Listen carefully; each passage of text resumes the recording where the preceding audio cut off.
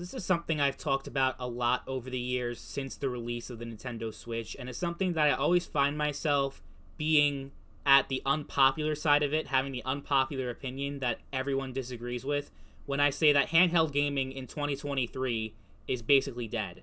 Like, there is no handheld gaming in this day and age, because the Nintendo Switch and Steam Deck are not real handhelds, in my opinion. I grew up with the Game Boy Advance. Actually, the Game Boy Pocket was my first handheld, so that goes even way back. And the Nintendo DS, PSP, that was pretty much the golden age of handheld gaming, especially the DS and the PSP. I think that's the greatest generation of handheld consoles of all time, and I don't think anybody can disagree with me on that. But with the release of the PlayStation Vita and Nintendo 3DS, and the failure of the PlayStation Vita and the 3DS, not a failure, but still sold a lot less than the original DS. I believe the original Nintendo DS, if you include the original model, the DS Lite, the DSi, all that, put it all together, they sold about 155 million DS consoles. While the 3DS, if you combine the 3DS, new 3DS, and all that, they sold about 80 million 3DSs. So they sold about half as many 3DSs as they sold DSs, and the PlayStation Vita sold 12 million against, I think, over 80 million PSPs. So handheld gaming was obviously on a decline, in part due to the rise of smartphone gaming. So for a while, people were writing off the future of handhelds, saying that they just could not keep up with smartphones because it was a completely different time period now. Now everyone had a smartphone, whether it was an iPhone or an Android, and it was a lot more convenient, and it was a lot more easy for the casual gamer to just install a free app on their phone that they already have and they already use anyway, than going out and buying a standalone handheld console for $300 that they won't have much use for other than playing games. A big reason why the PSP sold so much wasn't just because it was able to play games, but it was also a multimedia device where you can download videos, music. You basically use it as an MP3 player, which back then was a pretty big deal. Almost as much of a big deal as the PlayStation 2 having a built-in DVD player. So back then you had handhelds that actually had more of a use case outside of just playing video games, and that was a big reason for the PSP success. And even the DS had some cool features like Wi-Fi and PictoChat and stuff like that was kind of cool for its time. But once you had smartphones, it was like, what's the point of having a DS or a PSP where you can do all that cool stuff on your phone? And you can even download emulators on your phone if you really want to play a bunch of games. The use case for handhelds became less and less apparent as the years went on, as the smartphone became more popular. I don't think the smartphone was the main contributor to the PlayStation Vita's failure. I think that had more to do with the fact that they did not have a lot of compelling games, while the 3DS did, and they still sold 80 million 3DSs, which is pretty goddamn impressive, in my opinion, even if it wasn't the success that they had the previous generation with the original DS consoles. But Nintendo, they were finding themselves in a little bit of a crossroads, because you had two different divisions of Nintendo making games, and the resources were basically split in half, but the success rate of both divisions was far from being even. The handhelds were far more successful than their home consoles, at least if you compare the 3DS to the Wii U. But Nintendo also knew that they couldn't just abandon their home consoles just because their handhelds were doing well, and they had to have some gimmick for their handhelds to keep people invested in the handheld market, which at the time was very uncertain as to whether or not it had a long-term future. So they came up with a solution, which was to develop a hybrid console, which was a home console and a handheld console wrapped in one, which of course was the Nintendo Switch. Nintendo Switch ended up being one of the best-selling video game consoles of all time, and they are still selling Nintendo Switches. At the end of the day, it could end up being the most successful console of all time. It just surpassed the PlayStation 4, which sold about 110, 115 million units worldwide. In order for them to beat the PS2, they're going to need to sell another 30 to 40 million units because they sold about 150 million PS2s, Sony did. So it will be a little bit of a tall order for Nintendo to surpass the success of the PS2. But regardless, the Nintendo Switch, I think, exceeded everybody's expectations, including mine, as to how successful it could be. And as much as I personally hate the Nintendo Switch and think it's just a terrible system overall due to its terrible online infrastructure that is completely unacceptable, not just for 2023, but even 2003. It's just awful. But the big problem I have with the Switch is that, okay, it's cool, it's a hybrid console, but in order for it to be a hybrid, it had to make some compromises for both the home console experience and the handheld experience. In order for it to be a home console that could actually run in portable mode, they had to make a lot of compromises when it came to the graphics and the power, to the point where the Nintendo Switch wasn't even as powerful as a base model PlayStation 4, despite coming out 4 years after the PS4. But in order to be a handheld that can actually be portable and could run games as powerful as the Switch was, because it was quite a lot more powerful than the Wii U and the PS3 and the 360, well, they had to make a lot of compromises to the portability. They had to make it a lot larger in size than they ever did for any handheld before, to the point where it became the first Nintendo handheld that could not fit in your pocket. The Game Boy could, the Game Boy Advance could, DS, 3DS, but the Nintendo Switch could not. It was very, very large and very bulky, larger than anything we ever seen from Nintendo for a handheld. And that, for me, is a deal breaker, because you take the portability out of the equation when you do that, because there are certain use cases for Nintendo Switch on the go, like if you have a backpack with you, carry it in your backpack, but you're always walking around with a backpack, and it's not convenient, though. Like, maybe like on the car for a vacation, or if you're just sitting in your bed, but at that point, why don't you just play on a console or a PC if you're just going to be chilling in your bed?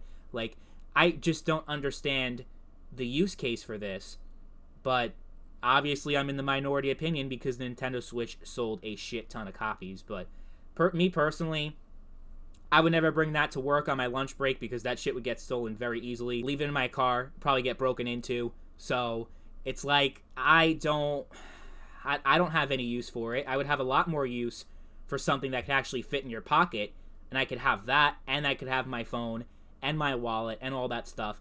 Because, like, I know, like, women like to carry around bags and all that, and they don't mind carrying things and having a bunch of stuff. But me, personally, when I'm out and about, I want to have as little things to have to carry around as possible. Like, that's just me, and I think that's a lot of people. But with the Nintendo Switch, you can't really do that, unfortunately. So I find myself, like, there are plenty of times where I almost pulled the trigger. I almost bought a Nintendo Switch because it did have a lot of games that I was interested in, but at the end of the day, I was thinking, I'm like, how many times am I actually going to use this thing? And even though the Switch Lite came out, which was a lot more compact, it still was not small enough to fit in your pocket, even their smaller model of the Switch. And that's just a deal breaker for me. The Sega Game Gear, everyone was making fun of that back in 1991, 1992. People were like, oh my god, this thing is so huge. What the hell was Sega thinking? It's so big and bulky, can't even fit in your pocket. But here we are 30 years later, and people are praising the Nintendo Switch, and people love their Switch, even though it can't fit in your pocket. Like, I think handheld gaming has regressed so much, and I think that's one big component of that, is the lack of portability, the lack of convenience. Like, that was the whole thing about handhelds. I can't imagine the experience being the same back when I was a kid, and I was at summer camp or wherever I was, and I was out and about, and me and my friends, we all had DSs. We would all link up with the Wi-Fi and play battles on Pokemon or whatever game we were playing, Mario Kart. I can't imagine the experience being half as fun if the Nintendo DS was the same size as the Switch and couldn't fit in your pocket. I understand the Switch, you can also plug into a home console, but again, like, I have so many more options for that, and I have a gaming PC that are so much more powerful than what the Switch offers. So neither thing really appeals to me. And then you have the Steam Deck, which is pretty much the same as far as that goes, where you don't have any portability, but people are eating it up because, oh my god.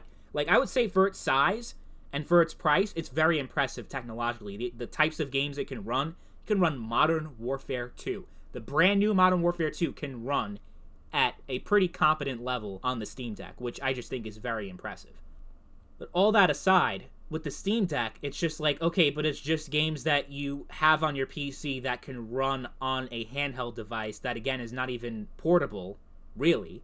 Like I said, you have to carry around book bags and And it's just not as convenient as just sticking it in your pocket. Because unless you're a student, you're not going to be walking around with a book bag or a bag with you everywhere you go. It's just not a part of regular life. So inconvenient. And I'm just like, why am I going to spend $500 or whatever it is on the Steam Deck, $400, when I can just play it on my PC? And it just feels like handheld gaming these days, it has no soul. Like, back in the day, you had the PSP, which they were console quality games, but they weren't console games. They weren't just games that were ported over from the console or PC to that system. They were games that were made specifically for the PSP in mind. And you had exclusive games for the PSP that you could not play anywhere else that were actually very high quality and actually catered to the handheld style of gaming and actually went around the limitations of the handheld. I think of games like Grand Theft Auto Liberty City Stories. I think of Metal Gear Solid Peace Walker. So many games on the PSP where you had that. And even the DS. DS was very underpowered, even for a system in 2004. But it made use out of the dual screen and a lot of the features that the handheld had and went around its limitations with games like Pokemon and the DS games for Mario Kart DS. So many games on the DS, but with the Switch, it feels like half the games that are really high selling on the Switch are just Wii U ports, including Zelda Breath of the Wild, which was actually meant to be a Wii U game. And what else is popular on Nintendo and on the Nintendo Switch? Oh yeah, Pokemon series. Pokemon Sword and Shield has less features than Sun and Moon on the 3DS. You don't have the National Pokédex. So you have cut content and less features and less things you can do that it feels like a downgrade and not an upgrade. Even though it's running on more powerful hardware, it's like, shit. I can't really think of too many games that were designed exclusively for the Nintendo Switch, only for the Nintendo Switch, that were actually like just amazing games that you couldn't play anywhere else. I can think of Mario Odyssey, and that's like the only big one that stands out. All the other ones are either Wii U ports, games that existed on the Wii U and then got ported over, or they're multi-platform games that exist on other platforms and run a lot better and play a lot better on those other platforms. Nothing compared to what they offered on the DS, nothing compared to what they offered on the Game Boy Advance, original Game Boy. Even the 3DS kicked the shit out of the Switch when it comes to the game library and the types of games that are offered on it. And the Steam Deck is just PC games on a handheld. Like, you know, like, it's, to me, it just feels so boring and uninspiring to have what we have now with these handhelds that don't really offer a lot of value. And I think handheld gaming died when the Nintendo Switch came out. I honestly think that's the date of the death of handheld gaming. PS Vita was also pretty bad, but at least the 3DS kind of kept it going, kind of kept the handheld experience going despite its limitations and despite some problems that it had. It was still a handheld console. You can't have a handheld console that does not fit in your fucking pocket. You just can't. I don't care what anybody says. Objectively speaking, that is a downgrade. And I think kids growing up in the 1990s would be scratching their heads at why the Nintendo Switch was so popular and why it had so much success when back then everyone was making fun of consoles like the Game Gear and Atari Lynx that, despite being innovative in their own rights, they were handheld consoles that were much more powerful than what the Game Boy was, could actually be run in color, in actual color, which, you know, as opposed to the black and white and monochrome of the Game Boy, was a huge upgrade. Despite that, people didn't like it because it was too big. So going back 30 years and now jumping back to the present, it's just like, wow, what the hell happened? How did we get here? How have gamers' expectations gone so downhill that they'll just take anything? Like, I mean, in a generation, in a time period where we have all these loot boxes and microtransactions and games that are just objectively worse than the previous generations of games, I guess it just makes sense because people are just complacent and they'll just take whatever they're given. Pay $70 for games even though they haven't gotten any better in quality, but just because they're charging $70, they'll just pay them. And, you know, it's just how it is. It's the modern gamer is very complacent and will not question anything. They'll be a happy little consumer, spend all the money and give all the money to the companies and just, you know, not care about quality and value, which is definitely proven by the success of the Nintendo Switch and the Steam Deck, which are, objectively speaking, downgrades from the previous generations of handhelds. They just are. Less portability, much lower battery life, you playing for 2 hours and your console's already dead, and less compelling games that aren't made for a handheld that you can play anywhere else, and you might as well just play them somewhere else, as opposed to these so-called handheld consoles. Instead of carrying the legacy of handheld gaming and bringing it to a new generation, Nintendo and Valve are just shitting all over that legacy and creating a much less compelling gaming experience than we had 10, 20 years ago with the handhelds. It's sad, but that's just the reality it's in right now. I don't know how anyone in the comment section can explain to me how the handhelds are better now when you have less portability, less battery life, and just everything. You list everything, they're all downgrades compared to the previous handheld generations. They just are. And I would consider the Nintendo Switch, saying that the Nintendo Switch is objectively worse than the 3DS, than the PSP, than the original DS, Game Boy, I think that is just as true as saying that PC gaming is objectively superior to console gaming. These are just facts. And nobody could have a very good argument against any of what I said in this video. They just can't. I'm speaking nothing but truth, but unfortunately a lot of people are not willing to see the truth right in front of their eyes, that this is obviously worse than any of what we've had over the past 20, 30 years. And no matter how successful it is, no matter how many people are enjoying it, I personally am not going to have any part of it. If the new Nintendo Switch is just as big and bulky and has just as bad of a battery life as the original, then I am never going to play it. Just like how I never owned a Nintendo Switch. I've played it multiple times, but I never owned a Switch and never will. And same thing with the Steam Deck.